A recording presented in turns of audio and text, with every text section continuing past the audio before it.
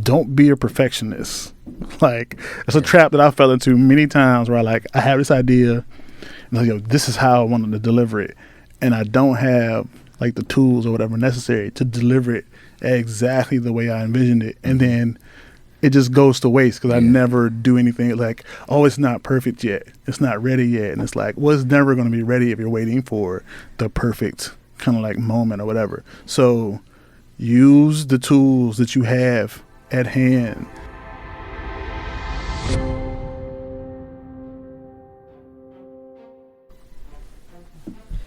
You are now listening to The Gradient Radio, an open space to converse about creativity with creatives. And I am your host, Antonio Knox. And today we have a special guest. Today, our guest draws shit and paint things. You can catch him at the corner of the new Necropolis, Last Week Man in the Apocalypse. Today, our guest is Silly. What's up? What's up? What's up, bro? How are you? I'm good. Hey, man, I just want to say I appreciate you coming out, taking the time in for us to have this dialogue. No problem. For the people who may not know who Silly is, could you introduce yourself? Silly Genius, founder of All City Art Club, and just all around creative, visual artist. And anything that I can figure out how to do, I'll do it. Facts. So how did you get your start? Where was the genesis of your beginning? Honestly, like childhood.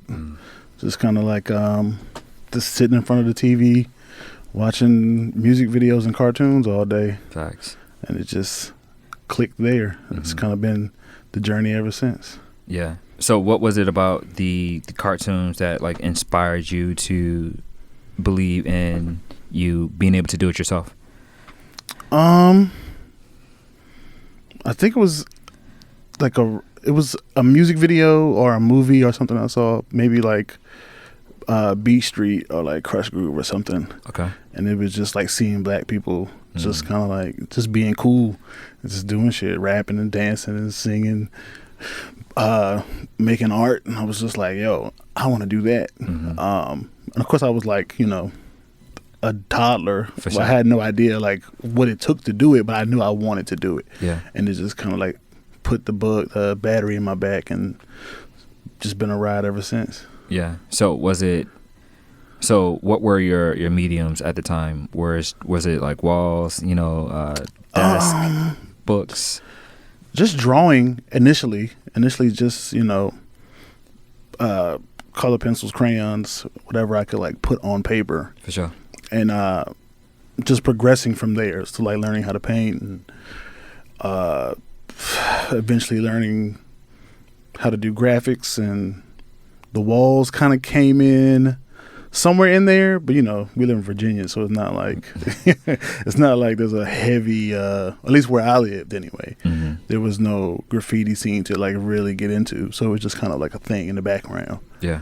And the walls didn't really come in till like adulthood when I moved to Richmond. For sure. So where are you initially from? I grew up in Halifax County. Okay. Which is like 2 hours from Richmond, like right on the border to North Carolina. Really small town. You blink, you'll miss it. Not really much going on in the way of like creativity. Yeah. So was that like one of the reasons that you moved away? Yeah. Like it's one of those towns where it's like, it's tobacco country. Okay. So it's like either you farm or you get out through academics or sports, which I was neither of. And or you end up working in like one of the many warehouses, factories, or whatever. And I was none of those things. Yeah. So I ended up moving to Richmond to escape and pursue art. Yeah. So I'm assuming from like your childhood, at what age did you move to Richmond? I was 22, 23, somewhere around there. Okay. Yeah. Okay. So what was from like that childhood when you saw that like you were inspired by these cartoons to move into Richmond? What was happening in between those years? Typical high school stuff. But I was always pursuing art. there was just nothing there, like For sure. Yeah. county fair every year, the art contest. The internet hadn't quite become what it is today, so that was like very limited. There was no big kind of like I got discovered on Tumblr kind of thing. Yeah. It was like maybe DeviantArt, and that was it. Yeah. So I was initially I wanted to work for like Marvel Comics. Like that was my dream. And it just, I don't know, that's almost like making the NBA. So it's kind of like, it's like not very many people are like achieving that. Yeah. And when I didn't get into art school, it was just kind of like, well, I guess I gotta do this on my own. And I knew I couldn't do it there. And I had a friend, shout out Angie. She had just graduated from JMU, and she moved to Richmond. And she was like, "Yo, I got extra space if you want to make the leap." And I was, there immediately. Shout out to Angie. Shout out to Angie, dog. That's pretty interesting. So like I'm also like into art too. I used to do like illustrations when I was like much younger, but I just focused on like other things. I had like other disciplines that I wanted to focus on. Coming out of high school, I didn't think like I was like the best, right? Like, so I didn't necessarily go to like an art school or like a 4-year traditional college. I was like, I went to community college for 2 years, and then I decided that I just wanted to focus on my career, because the majority of the professors that we had, they were asking me to how to do things, because I already took the years to like learn like the discipline, right? And so ultimately, like I said, I didn't feel like I was the best coming out of high school, but like through the years, I felt like I became like the best out of the people that I was like competing against, right? Yeah. And so to see your work now, right? To see your work now, and you not to go into like an art traditional school, coming out of high school, did you feel like you were like the best in like your class, or did you not have that mentality? Yeah, it was. I was never one to be like, yo, I'm the best out here. I knew I was good, but it was like, again, it's like there was no art scene there, so it was like, oh, he can draw, and that's kind of where it ended. Yeah. There was never anyone pushing me. I mean, I had an art teacher or two that was like pushing me to be better, but there was no direction to push me in. Like, yo, you should go here and try to get a show or whatever. It was just kind of like, it was just a hobby. Yeah. In that town. Interestingly enough, I didn't even get like, like senior superlatives, like most artistic. Yeah. I didn't even get that. Like, so another kid got it. Yeah. But of the friends that I had in high school, like we all were pursuing art. I think I'm the lone one that's still like doing does art. Yeah. So, I mean, I guess last man standing, but, I wasn't necessarily, like, the best out of the bunch. Yeah.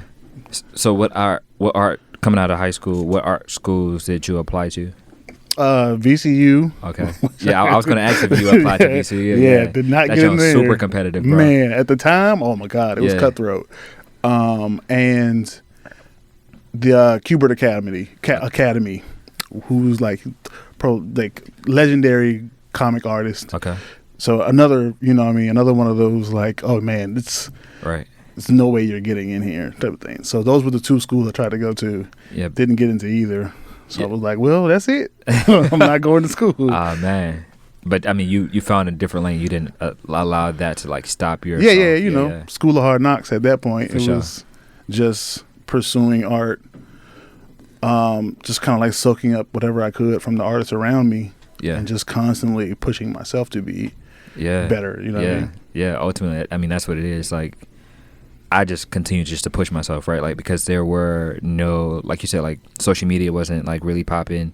There was only, like, DeviantArt. I was looking at DeviantArt, too, at the same time, and Tumblr, too, but, like, it wasn't that many, like, illustration works. It was just, like, more hipster pictures, basically. Yeah, photography and all that exactly. But I just felt like something within me just to continue like to push myself forward, just to become better. And it seems like you ultimately did the same thing once you left high school and then you eventually came to Richmond. Like, what was that process of just finding your way, or like mastering your craft in like those early 20 years? it's kind of just like observing the world around me, seeing what the quote unquote competition is out there, and like where I fell in, you know what I mean, in that. Like once the internet started to catch up, it's like, yo, I can see what they're doing. Other people are doing, yeah. At any, you know, whatever else in the world. So it's like, yo, this guy's amazing. Like I need to be on his level. So it would just be, you know, as an artist, it's such a solitary practice anyway. For sure. So it's like a lot of just alone in your space, trying to like level up or like perfect that technique to get you closer to whatever else is out there, like whoever else is at the top of the game, like trying to reach that. Yeah. I think for so many people, but I think specifically for creatives and like artists, it allowed you, like what you said with the internet, it allowed you to see like the worldwide perception of like art and how like other people viewed it, but also like how great other people was. Yeah. And so it's like if you see like whoever you thought was great, like in your particular field, you can kind of like see like what they did and try to get to like their particular level. Because I did the same thing too. So whatever field that I go into, the first thing that I do is I do research to see who's like the top in that specific field.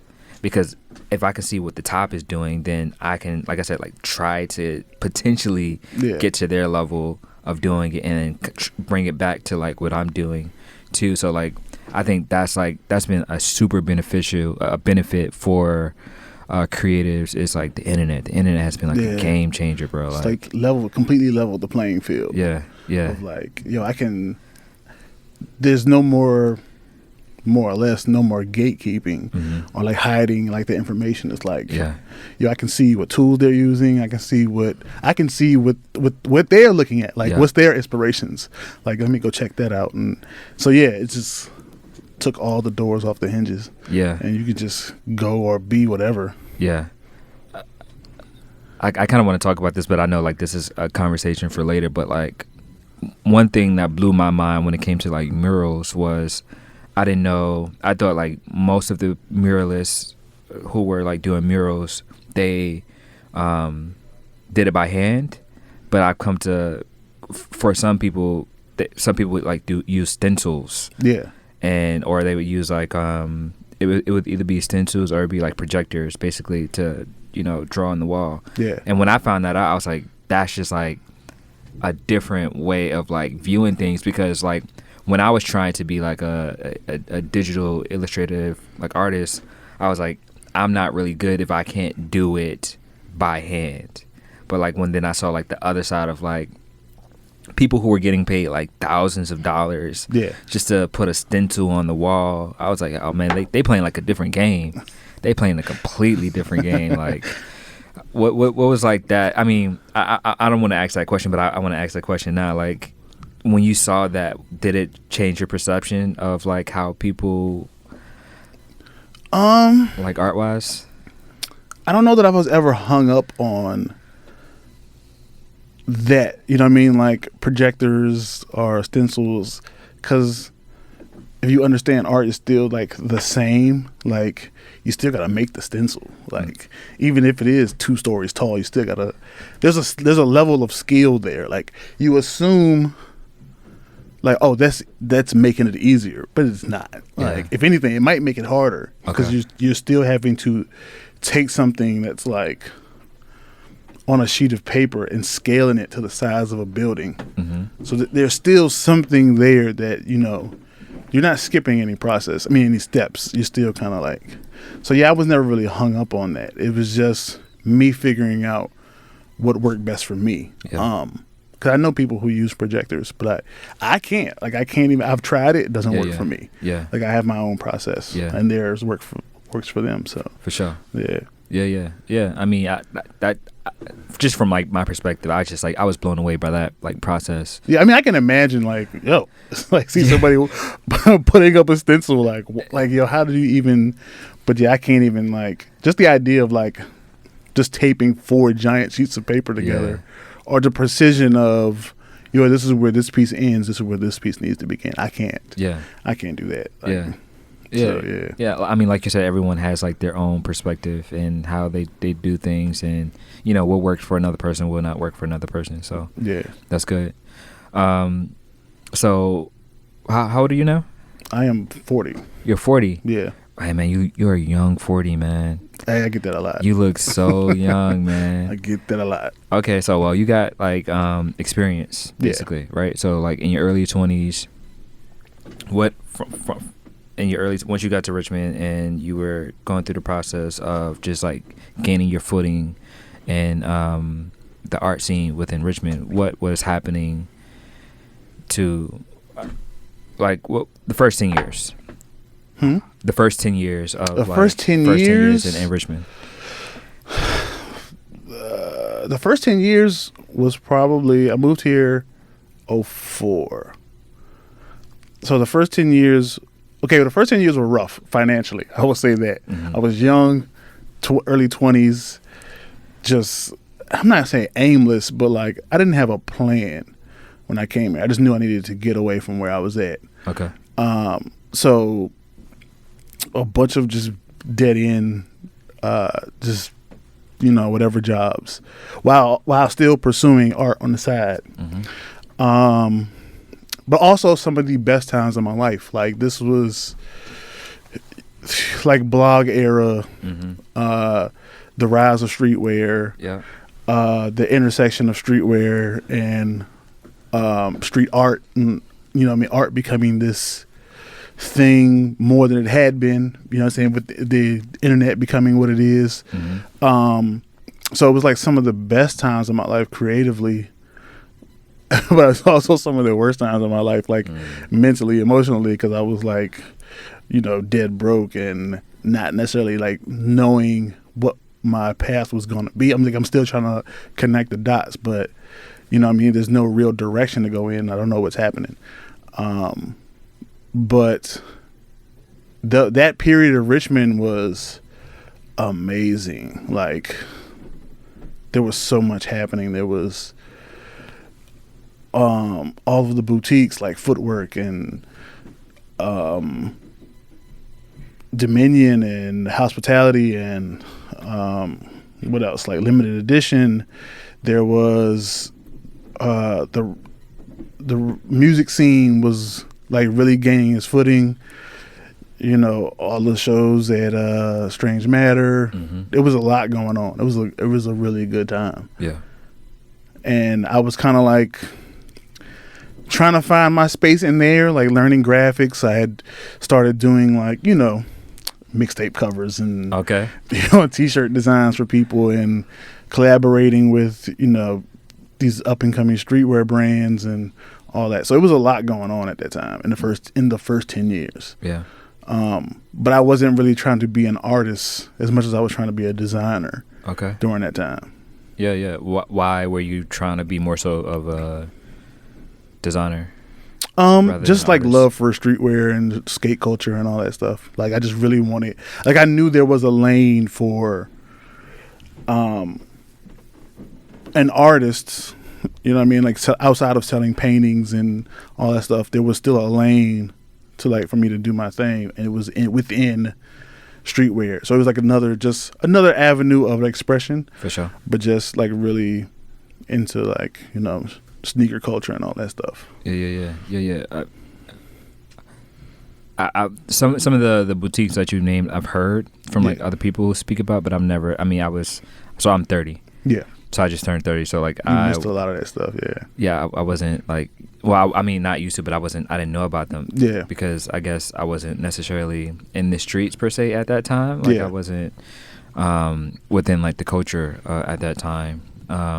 But to be able to hear that you were more focused on being a designer rather than an artist is like a different perspective, and it's just I guess it just shows the evolution of like a person, but also like an artist too at the same time. I would have never thought like you were your focus was at one point was a designer's focus from like what I see outside now basically. Yeah. That's a pretty interesting perspective. Yeah. Yeah, so, all right, so, like, your first 10 years you did that, and then the next 10 years, I can imagine you started to find a footing with the art scene. Yeah. And started getting better commissions. Started working with like more clients per se. Yeah. So can you speak a little bit about that process and like, you know, not necessarily being like a starving artist at that point? Well, I was still kind of a starting artist. So yeah, around that time, so yeah, first 10 years. So once we get to like 2012, 13, this is when the Mural Festival first pops up in Richmond. Yeah. So at that point, it's like so many of my inspirations from the streets, like the graffiti artists and the muralists and all that stuff, who also were in the streetwear culture. Like if there's a Venn diagram of like streetwear, skate culture, lowbrow art, like the urban contemporary art scene. If you're familiar with like High Fructose and Juxtapose and all the artists that kind of like move in that space, there's a huge Venn diagram of all of those spaces. And the Mural Festival brought that to Richmond. Like there was finally an awareness of the space that I kind of was trying to occupy being brought to the city.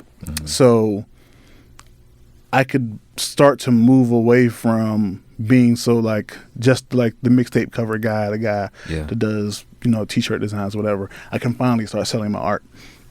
So this was the period in which I started like, I'm gonna leave the graphic thing alone and just focus on my art, and started painting and, you know, doing art shows and that whole nine, pretty much up until a few years ago.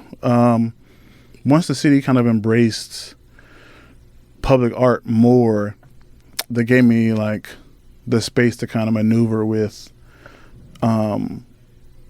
the graffiti and street art thing that was always in the back, you know what I mean, from childhood. I could explore that now. And that's been pretty much the road that I've been going down since then. For like the last almost 10 years. Okay. If you think I think the first street art festival, Mural Festival, was 2012, I believe. So yeah. Okay. So here we are, 2022. Yeah. Wow, a lot can change in like 10 years. Man, a ton. Yeah. Can you speak about the All City Art Club?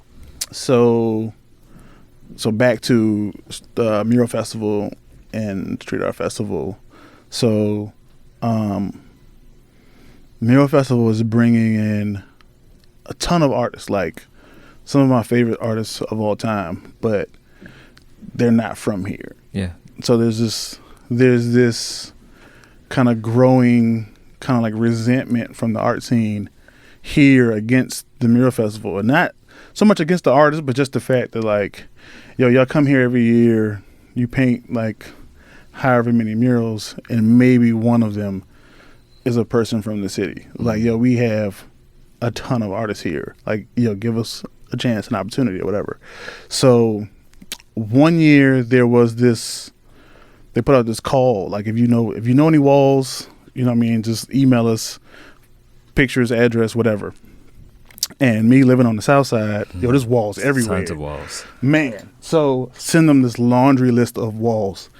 And they're kind of like, that's kind of too far off the beaten path. I want to stick to the art district or whatever. And in my mind, I'm like, a wall is a wall. Like, if they want to see it, they'll come over here. And just repeated, like, closed doors of like, come to the south side, come to the south side. So one day I was just like, you know what, fuck it. I'm going to do it myself. So I was working at Walmart during the time, and I used Walmart to like, I can say this on camera, whatever. I would steal paint. So I would mix the paint that I needed and then tell a manager, like, customer said he don't want this. Can you mark it down? I'll buy it. So I would get like $30 cans of paint for like $5. Wow. So I just racked up enough paint to paint our first mural. And so we painted the first mural, and I was like, we got to keep this going, because they're never gonna. There's nothing on the South Side that they care to kind of like be involved in. So we just got to do this on our own. Mm-hmm. So All City Art Club was like the culmination of that. Like just me seeing what was happening and just taking the initiative to do it on our own. And that first mural was like the jumping off point. Yeah. For All City. Yeah. So what was the first one? You know that seafood market on Whole Street? It's kind of like in the cut.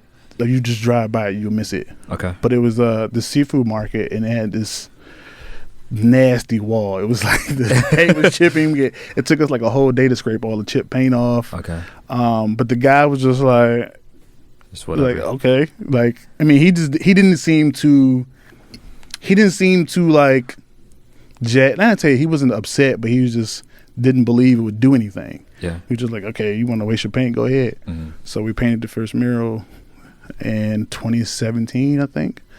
Got a huge response, but again, no money. Like murals are expensive. For sure. So we didn't really make a ton of money in between that mural and the next one. The big turning point came in like 2019. I ended up getting this grant from Initiatives of Change. Shout out Chelsea Higgs, who told me like, yo, you should apply for this. So I didn't, I don't know if you ever like apply for a grant or anything, but there's a period where I was like, yo, I'm not getting this. Yeah, you know what I mean? Like, they don't know who I am. They don't know what I do. What I do isn't even like necessarily like a thing that's praised. Yeah. Like, yeah, I paint murals, but I'm coming from the other side of like graffiti and vandalism and all that. They're not like looking upon that with like, these whatever. So I was like, there's no way I'm going to get this. And I ended up getting it. And so it was like 10 grand. And that 10 grand, we just pumped as many murals out as we could that year. Yeah. And that kind of like got the ball rolling. Yeah. For what we are today. That's fire that you saw that there was like a gap, and you essentially saw a problem and you wanted to fix the problem by creating this organization. Yeah. And it seems like you're doing it basically. Yeah. I mean, there was so many layers to it. Was me recognizing like the power of murals. Like I could totally bypass like the gallery system or whatever. Like there was no, hey, can I get a show here? Like I could just paint the mural. Thousands of people will see me, whereas they might not ever come into this gallery. For sure.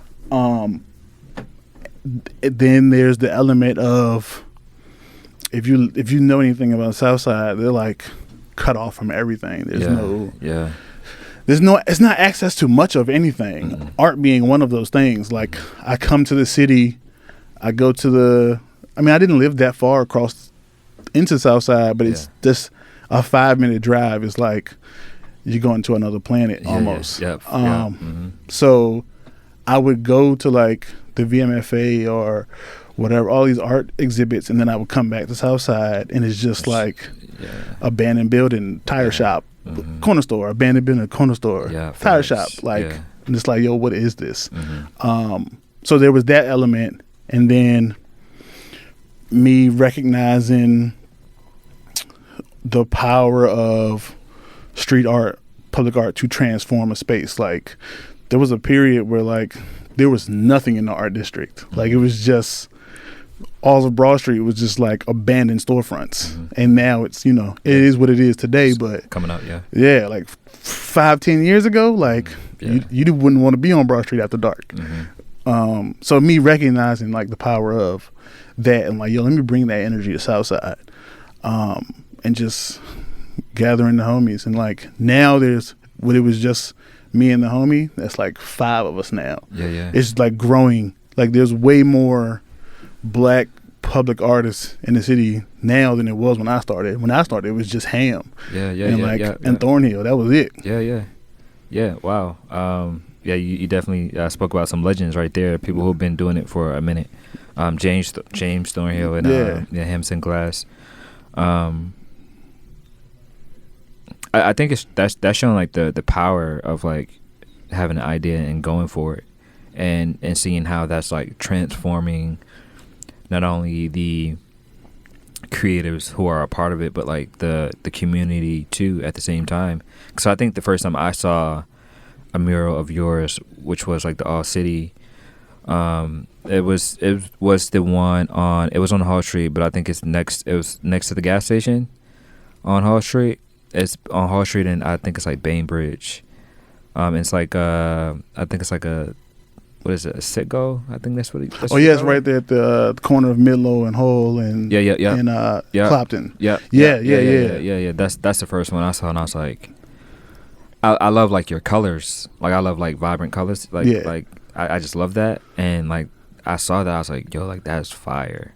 Yeah, that's fire. And it changed my perspective, because like for me, I live in like Richmond is like two different cities. Right, so you have like RVA and then you have like Richmond. Yeah. Right, so like I'm able to navigate like both, because I like know people on both sides, and I'm mostly on the RVA side. But like when I do spend my time in like the Richmond side, like you said, you didn't have the art. Like it's just like abandoned buildings, corner stores, food deserts, trash and stuff like that. Right.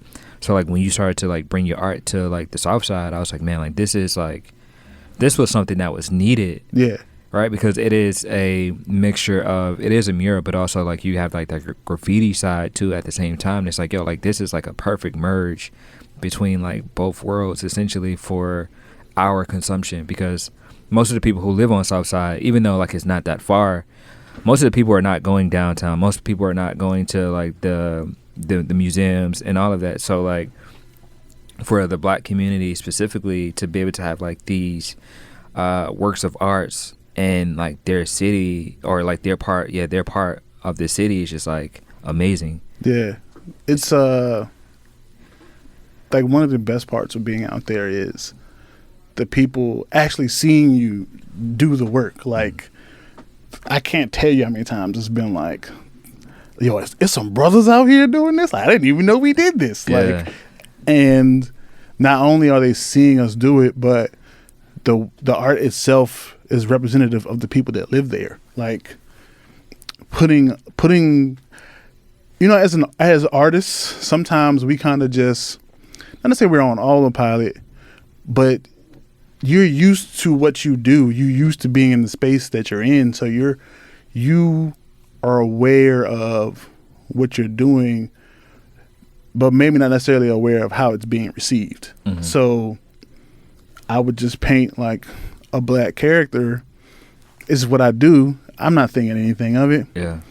But somebody comes around the corner and they're like, yo, I've been living here for 30 years. Yeah. I'd never thought I would see this. Yeah.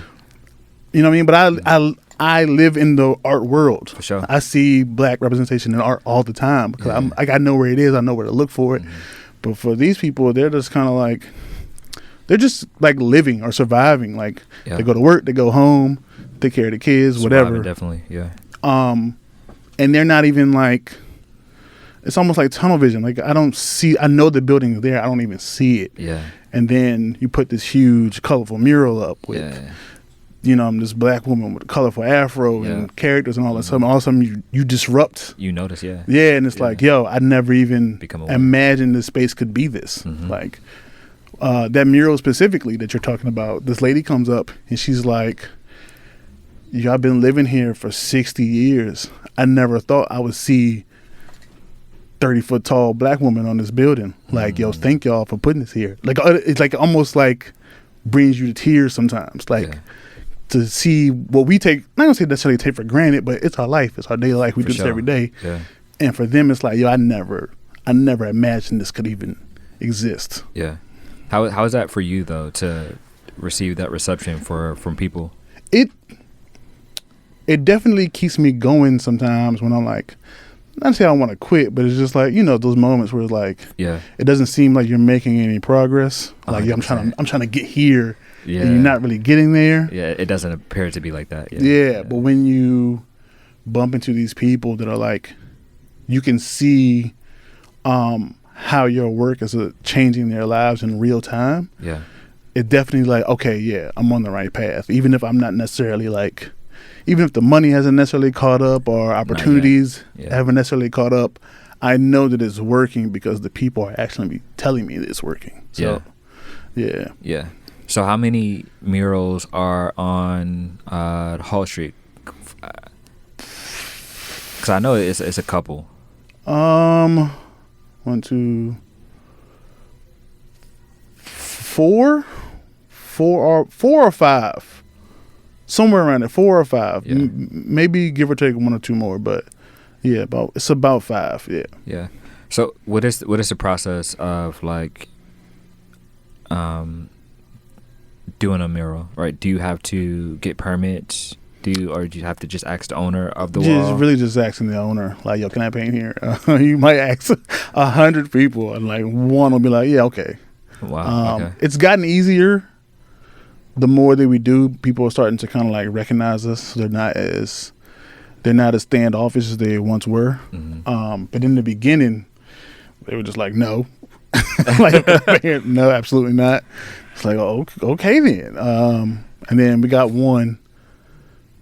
After we did the Richmond one, it's kind of been smooth sailing since then. Okay. The Richmond mural, people are just kind of like, they just really loved that, like, which was intentional. Like, we went out with the sole purpose of like, yo, we're going to make a landmark, and we're going to put it in Southside specifically. So if you want to see this, you have to come over here. The Richmond one, is that the one on? It's in the exact same space as the other mural. It's just on the other side of the lot. Okay. So right there, that same intersection. Okay, yeah. But yeah. Okay. It's right there. Yeah, okay. Yeah. It says Richmond, and then yeah. Oh yeah. Yes, I remember now. Okay. So how did y'all get the one that I think it's like the Swansbroug one? Yes. Like the overpass. The overpass one. Like underpass. I wonder, like, who owns that? Like, how did y'all? CSX still owns that. Okay. Which we have been trying to paint there for years, and we just could never. They was always giving us the runaround. Like, we would go to the city, like, yo, who owns this? And they'd be like, yo, we don't own it. Like, these people own it. And then we go call them people, and they'd be like, yo, we don't own it. Go talk to the city. So it was just back and forth. And finally, Amy, shout out Amy Robbins. She works for the council member for that district. She had been leading like a community cleanup or whatever, and they approached us and like, yo, we found out who owns the property, and they're willing to support a mural or like fund a mural project or whatever. So it was like, yo, like, bet. So we just went through the process of, securing funding and all that, and it was, let's go, let's paint. All right, so when you finally get a wall and they approve you to, paint on the wall, do you have to, what is the process then? Like, do you have to create like a rough sketch to show them what you're going to create for the wall, or you just go at it? Sometimes. I mean, it's different for every wall. Some people really want to know what you're going to paint, and some people just don't care. They just do your thing. Yeah. I prefer those people. I prefer, like, give me full creative control so I can do, what we know will work. And then, there are those moments where they're like, hey, we need to approve the design or whatever. It is what it is. Yeah. Do you have struggles sometimes when it comes to? Oh man, I hate it. I hate submitting designs.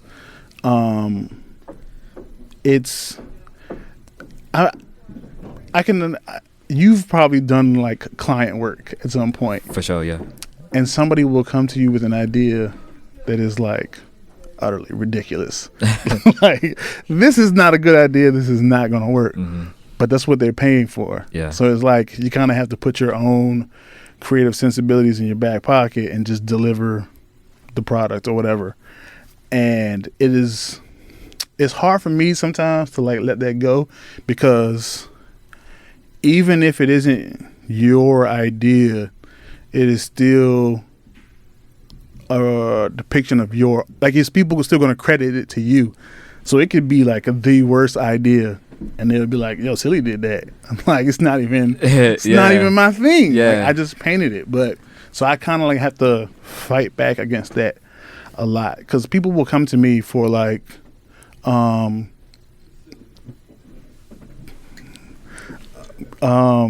people will come to me like, it's like you don't go to Dr. Dre and ask for Pharrell beats. You go to Dr. Dre because he's Dr. Dre. Yeah. So people will come to me. They will see the other things that I do and come to me like, "Yo, we really like your work, but I want you to do this other thing." It's like, why'd you even? Yeah, you should have got somebody else who did that specific thing. Yeah. But you know, it's just one of those things. You kind of like, it just comes with the territory. Yeah. Yeah. I think like I dealt with that like in my earlier parts of my career, right? Like when I was trying to just like get work, right? And clients, obviously, like you said, like clients would see like what you do specifically, but then they're curious to be like, yo, if he can do this, then he definitely could do this. And you're like, yeah, I can do. Excuse me. Yeah, I can do it, but like, do I really want to do that? Because like at the end of the day, if I put this work out there, then people are gonna be like, yo, he did that. Yeah. Like your name is attached to that. And I was like, man, some way I got to find my way to only find clients that align with your exactly. And so I can imagine you started to like navigate in that direction to only get clients that align with what you're trying to do. Yeah, like it's one of those like, yo, I still gotta eat kind of things. Like, you know what I mean? Like, I need to do this job. I don't necessarily want to, but I need the money. But I feel like it's necessary, especially for like Black artists, because it's not like we get a ton of opportunity. So I need to like not waste time doing this other thing that doesn't even represent me. Like, let me find the work that's gonna like best display who I am as an artist and what I'm trying to say. Because you know, those other things to like, it's whatever. What does Afro Futurism mean to you? I don't even know that I have a meaning as much as I just enjoy envisioning the future and what it'll look like with our influence on it. You know what I mean? Like when I was a kid, I could have never imagined some of the stuff that I'm seeing today. Like, you know what I mean? I never thought I'd see a Black Panther movie. Or I never thought I'd see like a Get Out, or you know what I mean? It's like you just kind of get used to the tropes of the things that existed when we were younger, and it's like, okay, this is what it is. So seeing like some of the stuff we've accomplished now, it's like, yo, the future can be whatever we want it to be at this point. So I just like enjoy that, and then I'm like a big science fiction nerd, fantasy nerd. So just all that stuff together, I'm just like, yo, the future can be anything. Absolutely. Yeah. And you're kind of like redefining that for like some people on the South Side, like to like you said, like the lady who lived on the South Side for like 60 years, she said she would have never imagined, you know, seeing a Black woman on a wall, you know, at that height, right? So you can only imagine the youth that's also like seeing that too, and how like that's redefining the potentials of like what they can become, or like what they can do, not only for themselves but like within like their community too at the same time. So you're kind of like redefining that for like other people as well. It's changing their future, because like you said, like we would have never saw like Black Panther make $1 billion, right? Like a couple years ago, right? Like to be able to see everything that's happening, you're kind of like being a part of like that narrative that's changing the culture. When I was a kid, there were no, at least that I can remember, there were no Black artists that I could point to. Like there was, you know, we had like maybe, you know, Basquiat, or man, I can't even think of anybody else. Like there were no Kehinde Wiley's or Hebrew Brantley. Like there was none of that when I was a kid. Like you just kind of, we knew art, but there was no, all the famous artists that we could point to were all like white. So now it's kind of like we have to like to be the that thing that we needed when we were kids. You know what I mean? Kind of like paying it forward. Yeah, yeah. That's real. So when I look at some of your work, when I look at your work, I see like a lot of influences from like anime to like Japanese style. How does those cultures influence your work, and how do you like incorporate that with like using specifically like Black characters? So when I was a kid, I used to like spend a lot of time with my uncles, and you know, they're teenagers. They don't want to hang out with a 5-year-old, 6-year-old. So they would just like, here, watch this. Yeah. So like tons of like kung fu movies, like the Shaw Brothers and Golden Harvest and all that stuff, and anime stuff when the anime started like really coming overseas a lot. So like, you know, like Ninja Scroll and Akira and all that. Mm-hmm. Those things just kind of like were part of like my media diet as a kid. So like all those things influenced my creativity, but also kind of like how I see the world. Like, you know, just kind of like just things just kind of like overlap. Yeah. So all of the anime stuff, all of the hip hop, all of like just the movies and stuff that I was into, comic books, like all those things just kind of like go into a blender and then come back out as my like creative output or whatever. So I kind of try to use those to tap into kind of we all kind of like grew up on the same stuff, kind of, and so just trying to use those things to like pull people deeper into what art is. Like, I don't know any people whose introduction to art was Rembrandt or Caravaggio or whatever. It's like, yo, we read comic books and watch cartoons. Yes. So I learned about that till I got in college. Yeah. So it's like, yo, how can I get people deeper into what art is? Like, let me take some of these things I've learned about fine art and whatever and pair it with something more recognizable. So be it like their favorite cartoon character or a reference to a comic book or whatever, but also put them in it. So they not only do they see something that they recognize like culturally, but they see themselves. And it's like just piquing their interest just enough to make them want to like, yo, what else does he do, or where did he get that idea from, or whatever. Just kind of like, just the breadcrumbs, you know what I mean, to get them to follow to something deeper. Yeah. And maybe, hopefully, like the art will transform them, like it transformed me. Yeah. I mean, that's great that you're like thinking about it from like another person's perspective, like and how like they would like view like what you're creating. I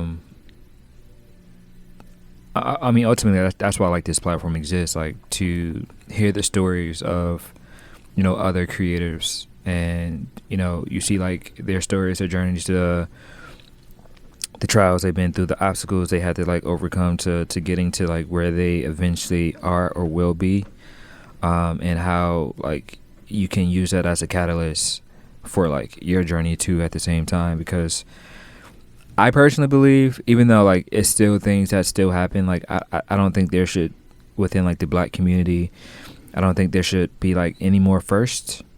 Yeah.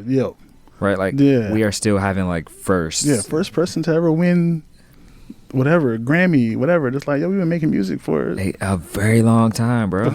Yeah. A very long time. Like culture shifting. Like not even just like an album. It's like, no, this album changed the face of music or how music was made. How is this the first person to still be? Exactly. You know what I mean? Especially when, you know, Black people were the ones who created like the sound, basically. So it's like what you're doing, man, like you're doing like so many incredible things, and hopefully like you have like given yourself some time, even though like you're in the process of like continuously doing it.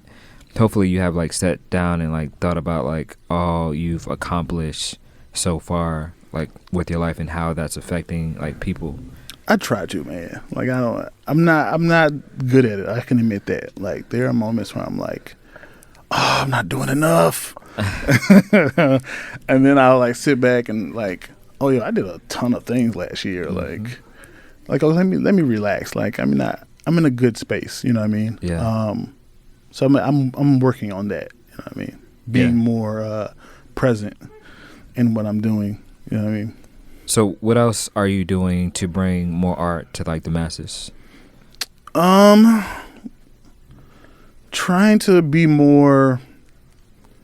I'm trying to create spaces, like physical, tangible spaces. Like, I mean, the murals are going to be the murals. I'm still going to like go out and transform spaces that already exist, but I'm really pushing for creating an actual space where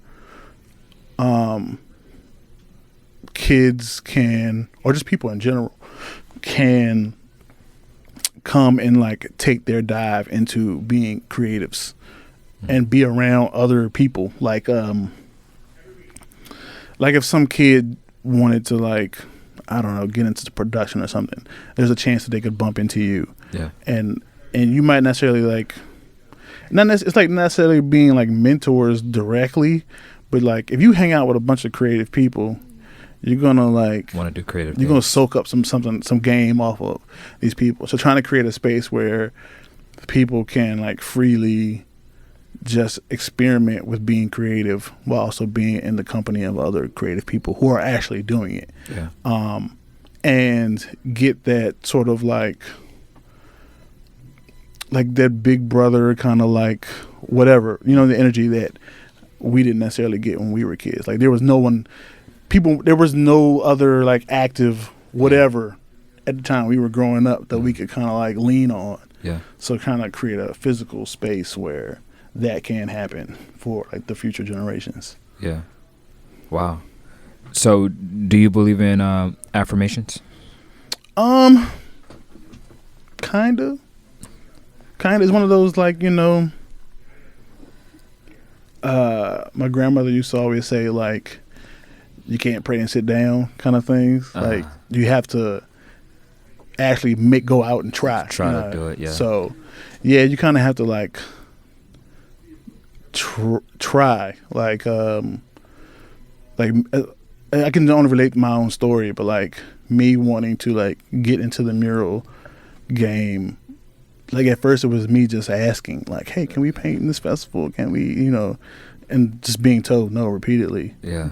And it didn't really happen for me till I started trying to create the space myself. Like, you know what? Yeah. I'm gonna just do it myself. And it was hard, and it was it's not gonna be easy. Yeah, it took a lot of work, a lot of sacrifice, but it happened. So I mean, yeah, affirmations can be real, but you kind of have to be the engine to that desire. It can't just like, oh, I want to do this and just not do anything. For sure. So what do you see for yourself, but also for the organization within like the next couple of years? And I want you to like use this as a catalyst, like speak as big, speak as big as possible. Yeah, right? Then I gotta hold myself accountable to that. What I say. I mean, not only that, but like to show other people that like when you do accomplish these things, you spoke it first.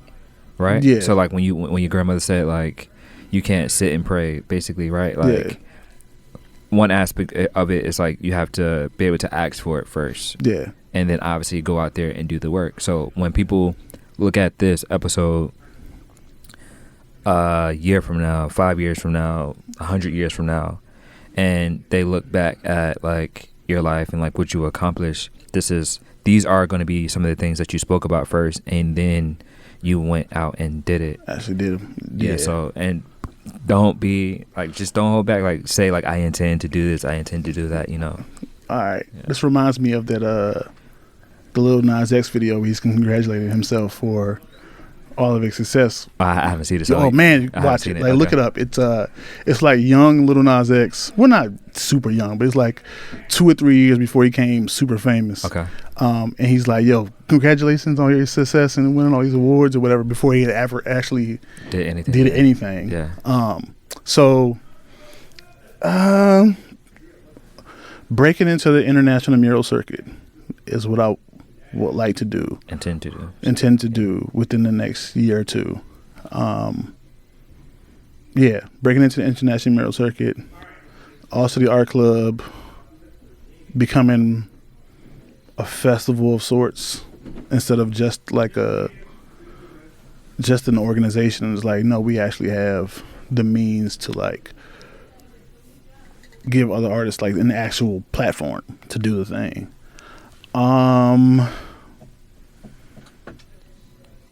What else?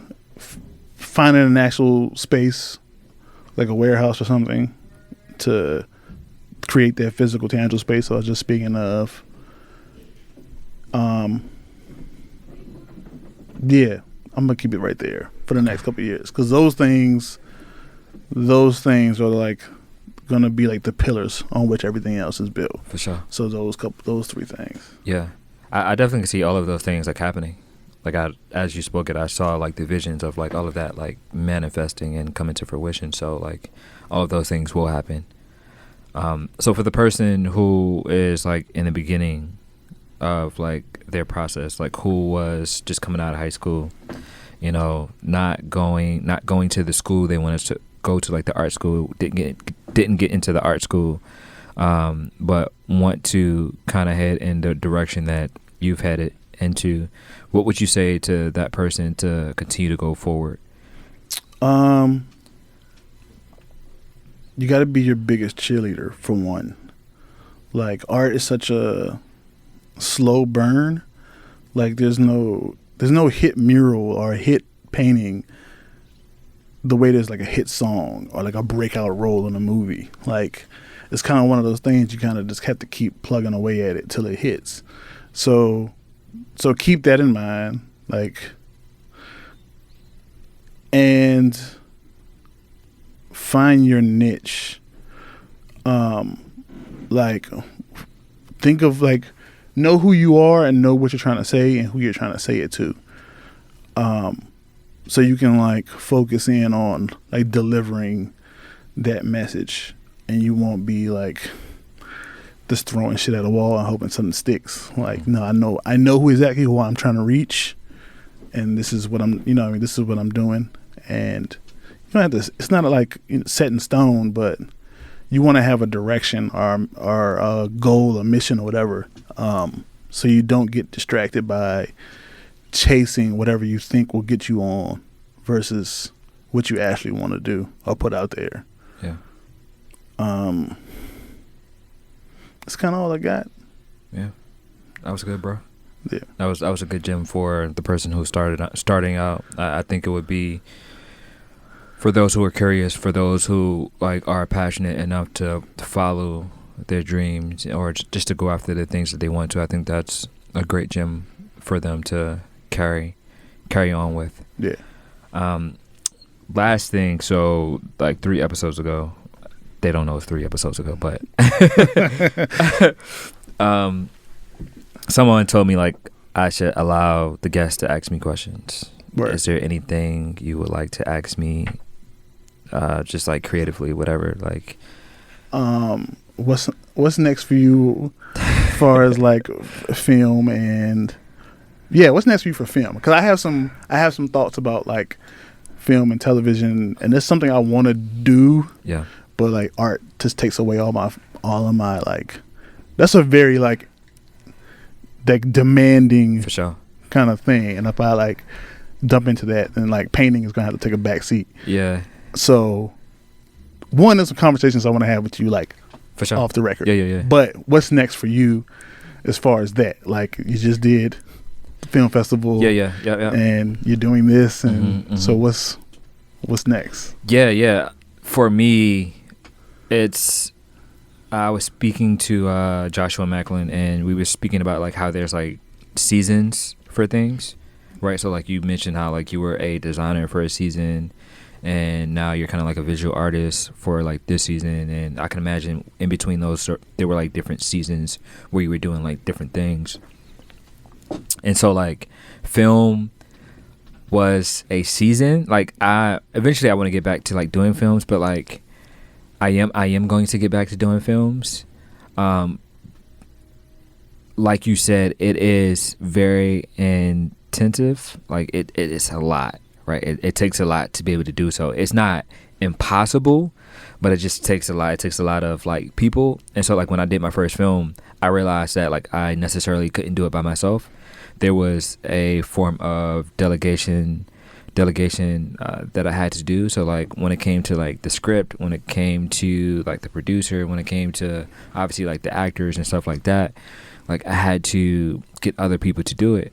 And so I would just have to continuously to build a team to be able to go further with the ideas that I want to do. Because in most cases, when I have an idea, I just kind of like go for it, right? I just go for it. And to be able to go far, you know, like the African proverb, like if you want to go far, you know, do it with like other people. And there's a sense of collaboration that comes with like the future ideas that I want to do. So right now I'm just focusing on the ideas that I can like necessarily like can execute right now. Yeah. Right now, like by myself. And then like when eventually as I continue to build these things along the journey, maybe I can find other people to help me facilitate and like the bigger goals. Yeah. Right. So I want to do film. I love film. I love like how it looks. I love to see how like to be able to tell stories of like our people. Yeah. Like I love that a lot, especially like at a super high quality when it comes to it. But also like I also want to get into like TV too. Like I want to do like I have like this series that I have in mind that like it's going to take a lot of people to accomplish. But like when I look at the show Atlanta, yeah, like I think about it like every single time, and I know it's going to take so much. Like I said, I know it's not impossible. Anything that I want to do, I have faith in myself that I can do. Like I honestly believe that I can do anything, right? Like I can do anything. And so like I know like when it's time, when it comes for like when it's time to walk into that season to do that, I know it will be possible. It will be something that will come to fruition. But like, you know, it just takes time. And I have one-on-one talks with like creatives all of the time, and I tell people like it's okay as a creative to want to do multiple things, but if you want to accomplish anything, you have to focus on one thing at a time. Yeah. Right? Like, because I know this because I was working on multiple things at once. Driving yourself crazy. Right? And nothing was getting done. Right? So like when I decided to focus on one thing at a time, I was able to do this, was able to do that, and I will be able to do the next thing because I'm focusing on that one thing at that time. And that's when it comes for like anything creative, but like specifically like the filming, like I have to be able just to focus on that one thing. So when you're ready to like do that, yeah, obviously we can have that talk, you know, yeah, whatever talk you want to have. But like when it comes to just like focusing on like something, you just have to focus on that one thing at a time. Word. You also bring up another point that I want to throw out there about executing what you can with what you have at the moment. Mm-hmm. Don't be a perfectionist. Like it's a trap that I fell into many times where I have this idea and like, yo, this is how I wanted to deliver it, and I don't have like the tools or whatever necessary to deliver it exactly the way I envisioned it, and then it just goes to waste because I never do anything. Like, oh, it's not perfect yet. It's not ready yet. And it's like, well, it's never going to be ready if you're waiting for the perfect kind of like moment or whatever. So use the tools that you have at hand to just make whatever. Like if you're just waiting around for like every perfect piece to be in place, yeah, it's never going to happen. It's never going to happen the way that you envision it 100%. So just if you can get it to 85, let it go at 85. Like exactly. Yeah. Exactly. Like humans, we're not meant to be perfect. Yeah. Like so anything that we create is not going to be perfect. Yeah. And I'm not necessarily sure what the definition for human is, but I can imagine if it was, if it was like the definition, if I was someone creating the definition for human, it would be like flawed. Yeah. Right. So like flawed, like the work that you create, it's not going to be 100% perfect, as Silly said. Like you can get it close to like 85, 90, 95, but it's never going to be 100%. And if you allow that to stop you from putting that out there, you will never put it out there. Like I said, I speak to creatives all of the time, and like the majority of these creatives try to go for perfection, like, and they never put these ideas out there. And I'm like, yo, like, bro, like, just put that out there. Like, you might not think it's perfect, but somebody else is going to be like, that's fire right there, bro. Because you sit at home like, man, this ain't it. Exactly. Like, exactly. Like, that's fire. Like, exactly. So don't go for perfection. Just put it out there. Because they don't even know what the final product was intended to be. It's supposed to be. They just see what they see. Like, yo, this is fire. Like, exactly. Yeah. So, yo, let it fly, dog. Like, hey, I didn't say it. Somebody else said it. So like, don't go for perfection. Just go for, like, you know, the things that you want to create. And then if you want to put it out there, put it out there. Don't be afraid to put it out there. Just put it out there. If you don't, like, keep that for yourself. But just create that thing that you want to create. You keep working long enough, you'll get to the point where you can, like, deliver. You can more consistently get closer to, like, whatever it is. Exactly. But, like, you know, I remember when I was painting with, like, the little quarter apple paints from Walmart. Like, that was just what I had. Yeah. I mean, I got to a point where I can afford, like, the good stuff now. But, like, if I had to wait until, like, yo, I gotta have the best paints possible to paint, I would not be painting. I would still just be doing whatever, like, just waiting. So, yo, use the tools that you have. Yeah. Hey, that was the gym right there. Use the tools that you have.